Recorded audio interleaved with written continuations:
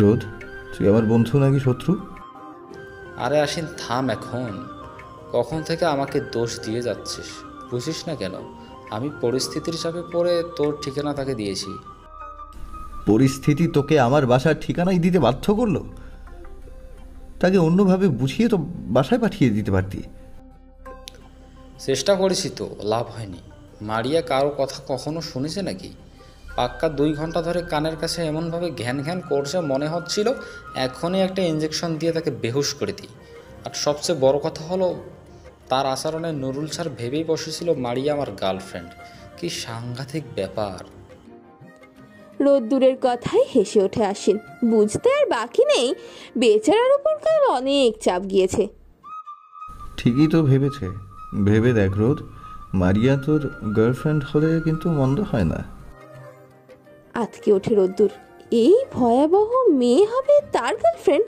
অসম্ভব। মাথা কি তোর ঠিক আছে আসেন?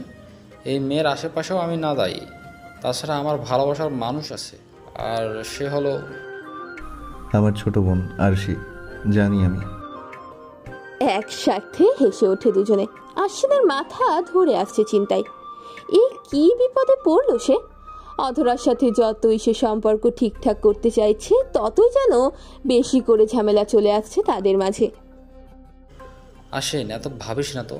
মারিয়া এখন কিছুই করতে পারবে না, আর করলেও ভয় নেই। আমরা এখন সবটাই জানি। আমার মারিয়াকে নিয়ে যত না ভয় হচ্ছে, তার থেকেও বেশি হচ্ছে অধরাকে নিয়ে। এই মেয়ে চুপচাপ বসে থাকার মেয়ে না রোদ। যেহেতু গতকাল মারিয়াকে সে কিছুই বলেনি, তার মানে সামনে ভয়াবহ কোনো চিন্তা ভাবনা আছে তার। হয়তো এখন বসে তার হিটলার বন্ধুদের মিলে কী সব প্ল্যান করতে ব্যস্ত সে। রোদ্দুর হেসে ওঠে।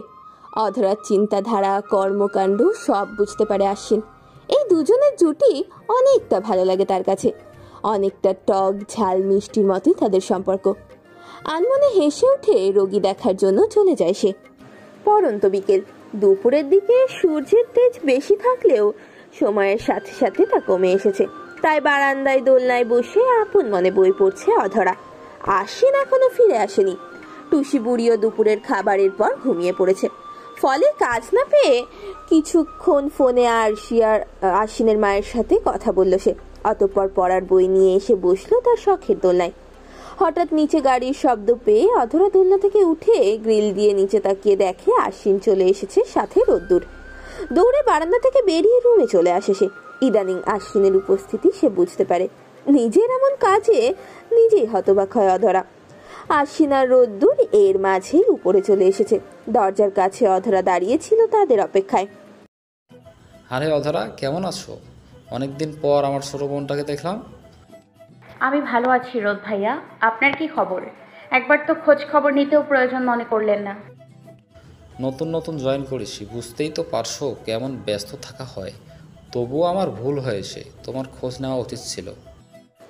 মুচকি হেসে অধরা তাদের পিছু পিছু ড্রয়িং রুমে প্রবেশ করে। আশ্বিন এতক্ষণ চুপচাপ তাদের কথা শুনছিল। এর মাঝেই তার চোখাচোখি হয়ে যায় অধরার সাথে। রাগে ভেঙচি কাটে অধরা। আশ্বিন কপাল কুঁচকে ফেলে তা দেখে। রোদ, তুই থাক এখানে, আমি ফ্রেশ হয়ে আসছি। চলে যায় আশ্বিন। অধরা বসে থাকে রোদ্দুরের মুখোমুখি। টুকটাক গল্প করতে ব্যস্ত দুজনে। রাশেদা খালাও এর মাঝে রোদ্দুরের খোঁজ খবর নিয়ে তার জন্য চা নাস্তার আয়োজন করতে গিয়েছেন। অধরা, শুনেছি তুমি সেদিন আমার খোঁজ করতে হাসপাতালে গিয়েছিলে। কোনো দরকার ছিল নাকি? চুপসে যায় অধরা। সে যে রোদ্দুরের খোঁজ নেওয়ার জন্য হাসপাতালে গিয়েছিল, সেই খবর কি তবে আশ্বিন জেনে গিয়েছে? সে যে আশ্বিনের অগোচরের ব্যাপারটা খোলসা করতে চেয়েছিল। কোনো বিশেষ প্রয়োজনে যায়নি, এমনি একটু কথা ছিল আপনার সাথে। ওহ আচ্ছা, এখন বলো শুনি। কিছুক্ষণ চুপ থাকে অধরা। আর চোখে এক নজর ফিরে তাকায় সে রুমের দিকে। আশ্বিন হয়তো শাওয়ার নিচ্ছে। এই সুযোগে রোদ্দুরকে প্রশ্নগুলো করা মন্দ হবে না। আসলে রোদ ভাইয়া, আমি আপনার কাছে সেদিনের কথা জানতে চেয়েছিলাম। আপনার আর রাফিন ভাইয়ার মাঝে কি হয়েছিল সেদিন? চুপ হয়ে যায় রোদ্দুর। একটা দীর্ঘশ্বাস ফেলে মুচকি হেসে বলে ওঠে, বাদ দাও না সেদিনের কথা অধরা। শুধু শুধু অতীত মনে করতে চাইছো কেন? কারণ আমার সত্যিটা জানা দরকার। নির্বিকার ভাবে বসে আছে রোদ্দুর। সেদিনের কথা বলতে চাইছে না সে, কিন্তু অঝরা নাছর বাঁধা। যেভাবেই হোক তাকে সত্যটা জানতেই হবে। যেই কারণে এতগুলো মানুষ তাকে ভুল বুঝে গেল, সেই কারণটা তাকে জানতে হবে। সেদিন আমার আর রাফিনের মাঝে কথা কাটাকাটি হয়। এই পর্যায়ে রাফিন রেগে গিয়ে আমাকে আঘাত করে। তারপর তো সবটা তুমি জানোই। কি নিয়ে ঝগড়া শুরু হয় আপনাদের? আমি রাফিনকে তোমার কথা জিজ্ঞেস করছিলাম অধরা, কিন্তু রাফিন আমাকে কিছুই বলতে চাইছিল না, উল্টো আমার উপর রাগ দেখাচ্ছিল। আর এমন আচরণে আমারও রাগ উঠে যায়, কথায় কথায় ঝগড়া শুরু হয়। তখন জানতাম যে রাফিন। থেমে যায় রোদ্দুর। কিছুক্ষণ চুপচাপ বসে থাকে সে। তার মানে তার কথার জোর ধরেই দুজনের মাঝে ঝামেলা হয়েছিল, আর মারিয়া সেই সুযোগটাকেই কাজে লাগিয়েছে। আমাদের নিয়ে কি এমন কথা জিজ্ঞেস করছিলেন ভাইয়া? থেমে যায় রোদ্দুর, চুপচাপ বসে থাকে। চায়ের কাপ হাতে থাকা চায়ের কাপটায় চুমুক দেয় সে। অধরাকে সত্যটা বলা যাবে না, বলা যাবে না যে সে আশ্বিনের জন্যই। তেমন গুরুত্বপূর্ণ কিছু না, এমনি জিজ্ঞেস করছিলাম তোমার কথা। বুঝতে পারে অধরা যে রোদ্দুর তাকে সত্যিটা বলতে চাইছে না, তবুও সে জোর করে জানতে চাইবে। ঠিক তখনই আশ্বিন প্রবেশ করে। একটা কালো টি শার্ট পরে টাওয়াল দিয়ে মাথা মুছতে মুছতে এগিয়ে আসে সে। রোদ্দুর ফিরে তাকায় অধরার দিকে। অধরা পড়ে যায় বিপাকে। এখন যদি রোদ্দুর বলে দেয় আশ্বিনকে। খোঁজ খবর নিচ্ছিলাম আমার বোনের। আর এতক্ষণ লাগে তোর? অপারেশন কেস নিয়ে আলোচনা করব বলেই তো এসেছি। এখন তুই দেরি করলে কিভাবে কি? কোথায় দেরি করলাম? একটু তো শুধু শাওয়ার নিয়েছি। যাই হোক, আমি ফাইল নিয়ে আসছি। চলে যায় আশ্বিন। অধরা উঠে দাঁড়ায়। রান্নাঘরে গিয়ে রাশেদা খালাকে কাজে সাহায্য করতে শুরু করে। রাতের খাবারের পর রোদ্দুর চলে গিয়েছে। অধরা সবটা জানতে চেয়েও কিছু জানা হলো না তার। কিছু তো একটা গোপন করছে রোদ্দুর, কিন্তু কি? খাটের এক প্রান্তে এসে বসে কথাগুলো ভাবছে অধরা।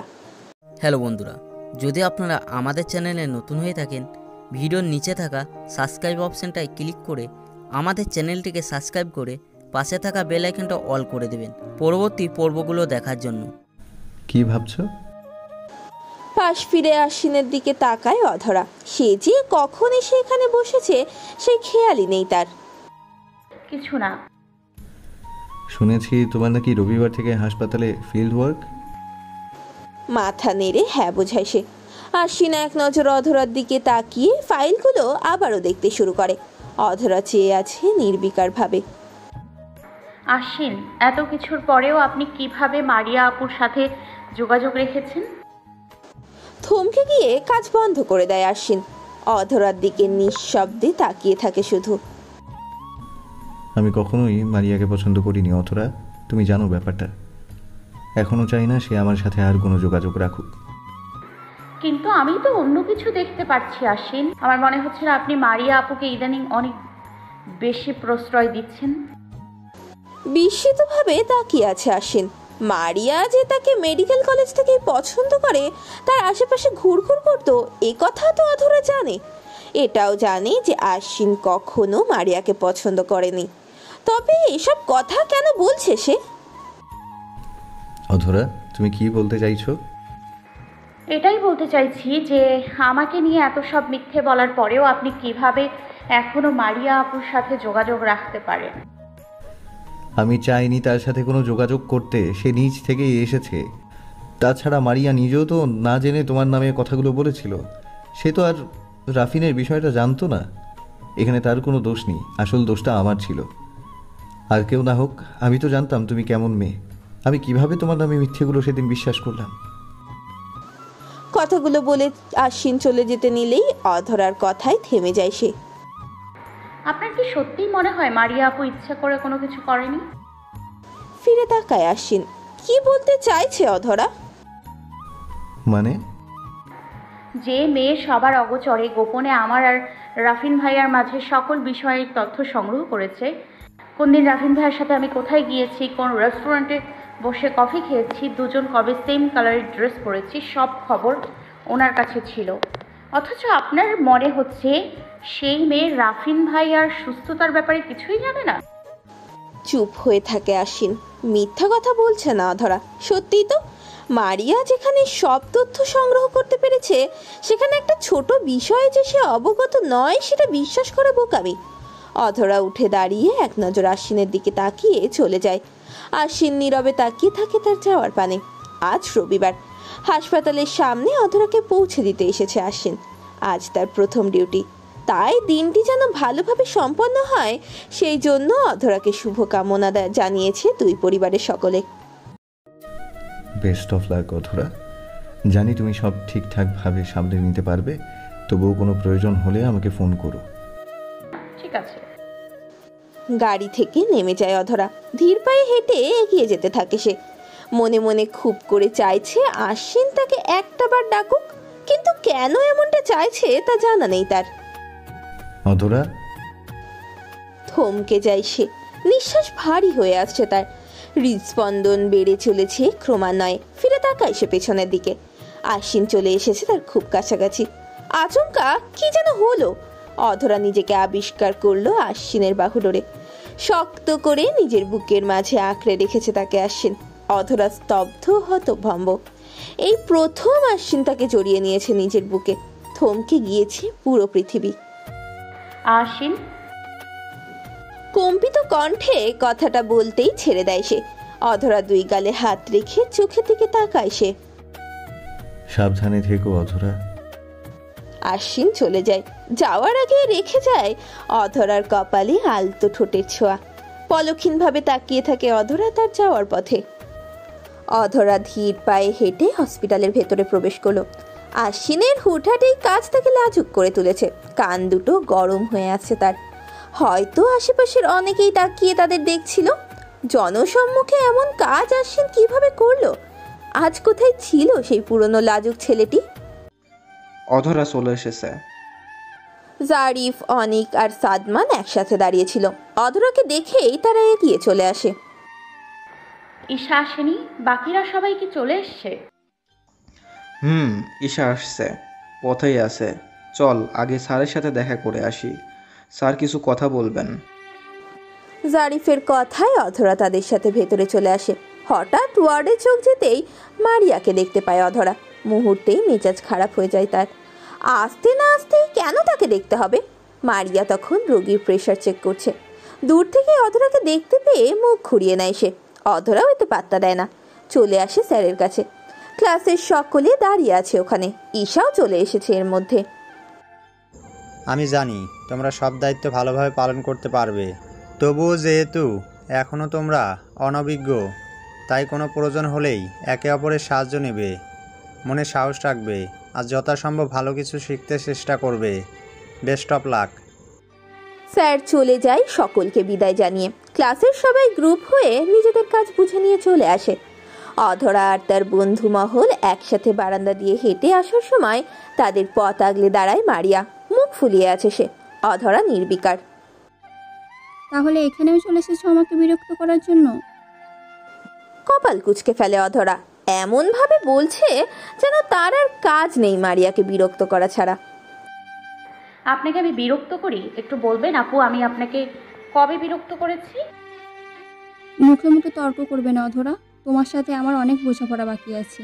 নিহাত এটা হাসপাতাল বলে এখন কিছু বলছি না, তবে তোমাকে আমি দেখে নিব। পাশ কাটিয়ে চলে যায় মারিয়া। অধরা বাদে বাকি সবাই তাকিয়ে থাকে তার যাওয়ার দিকে। এই মেয়ে নিজেকে কি মনে করে আর কত কাহিনী করতে চাইছে সে? জারিফের কথায় অধরা একটা তাচ্ছিল্যের হাসি দেয়। মারিয়া কখনোই দমে থাকার মেয়ে না, তার মাথায় কিছু না কিছু তো কাজ করছেই। দেখি এখন কি করে। দুপুর গড়িয়ে বিকেল। প্রথম দিনের ডিউটি শেষে এখন সময় বাড়ি ফিরে যাওয়ার। হাসপাতাল থেকে বেরুতেই আশ্বিনকে দাঁড়িয়ে থাকতে দেখে অধরা, হাতে লাল গোলাপের তোড়া নিয়ে। আপনি শুধু শুধু কষ্ট করে আসলেন কেন? আমি তো একাই যেতে পারতাম। প্রতি উত্তর দেয় না আশ্বিন। আলতো করে ফুলগুলো এগিয়ে দেয় অধরার দিকে। অধরা কথা না বাড়িয়ে তা হাতে তুলে নেয়। গাড়িতে এসে বসে দুজনে। আশ্বিন ড্রাইভ করছে। কেমন ছিল আজকের দিন? ভালোই ছিল। আশ্বিন, জানেন আপনি 3 নম্বর ওয়ার্ল্ডে আজ একজন বৃদ্ধ লোককে ভর্তি করানো হয়েছে। আমাদের গ্রুপের দায়িত্ব ছিল ওই ওয়ার্ডের ওপর। বৃদ্ধ লোকটা পথে অ্যাক্সিডেন্ট করায় গুরুতর আহত হয়েছে। স্থানীয় লোকজন ওনাকে নিয়ে এসছে। অতঃপর ওনার ফোন থেকে নম্বর বের করে ওনার পরিবারকে জানানোর পর ঘন্টাখানেক পর তারা চলে আসে। কথাগুলো বলেই অল্প থামে অধরা, এক নজর ফিরে তাকায় আশ্বিন। তারপর ওনার অবস্থা কি বেশি গুরুতর? হ্যাঁ, কিছুটা। জ্ঞান নেই। আমার সবচেয়ে খারাপ লেগেছে ওনার স্ত্রীকে দেখে। অনেকটা ভেঙে পড়েছেন উনি, কান্না করছিল অনেক। বৃদ্ধ বয়স, তবুও নিজ হাতে ওনার স্বামীর সেবা যত্ন করছেন। মন খারাপ হয় অধরার। আশ্বিন মুচকি হেসে বলে, কষ্ট পেও না, মনে সাহস রেখে চেষ্টা করো ওনাকে সুস্থ করে তোলার। আর কথা বাড়ায় না দুজনে। ইতিমধ্যে গাড়ি এসে থামে তাদের ফ্ল্যাটের সামনে। গাড়ি থেকে নেমে অধরা আশ্বিনের দিকে ফিরে তাকায়। আপনি আসবেন না? না, আমার আজ নাইট ডিউটি আছে। তুমি রাতে খাবার খেয়ে তাড়াতাড়ি ঘুমিয়ে পড়ো, রাত জেগে অসুস্থ হয়ে যেও না। উত্তর দেয় না অধরা। আশ্বিন আর দেরি না করে চলে যায় হসপিটালের উদ্দেশ্যে। হাতে থাকা ফুলগুলোর দিকে তাকিয়ে একটা দীর্ঘশ্বাস ফেলে অধরা। আশ্বিনের জন্মদিন কাল।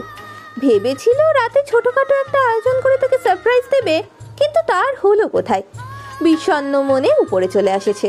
ঘড়িতে রাত 8টা। পড়ার টেবিলে বসে আপন মনে পড়ছে অধরা। হঠাৎ পেছন থেকে কেউ একজন তাকে জড়িয়ে ধরায় চমকে ওঠেছে।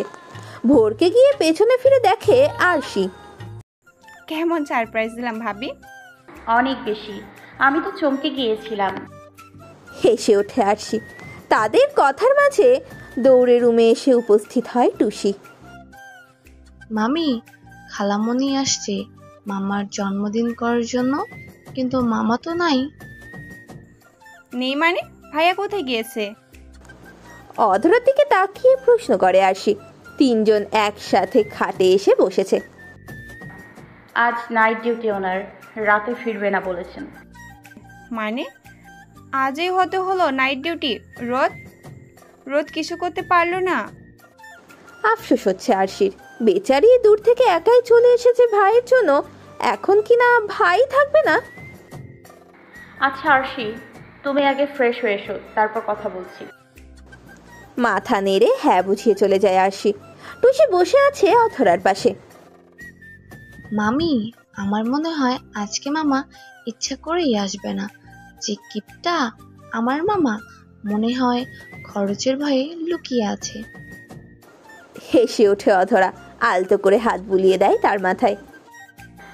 চিন্তা করো না টুসি বুড়ি, মামার জন্মদিন হবে সারপ্রাইজ, না হয় আমরা হসপিটালে গিয়েই দিব।